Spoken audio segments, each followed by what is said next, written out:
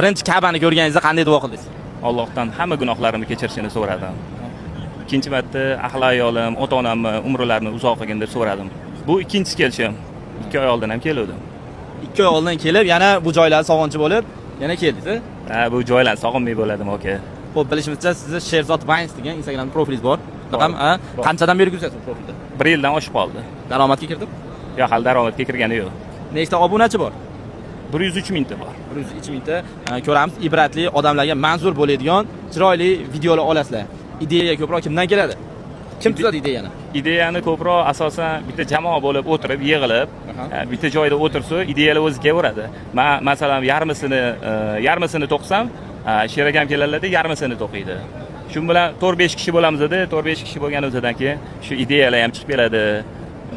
O'zi nima sabab bloger bo'lib ketgansiz? O'zi kadr ortida gaplashganimizda biznesmenman, aylanma mablag'im yetadi, o'z daromadim yetadi, dedingiz. Nima turtki bo'ldi bloger bo'lib ketishingizga? Bloger bo'lib ketishingizga endi bloger deb ham bo'lmaydi-yu. Bu hobbi desa ham bo'ladi. Ishimdan tashqari sekin mana shu qiziqqanim uchun qilaman bu ishni asosan.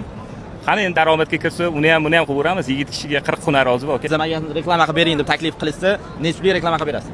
O'rtacha $500 hozircha. Hozircha. Yaxshi, ulug' joylarda turib 500 demang, aka. Bir 5 ta odamni $100 dan qilib beraman-deng.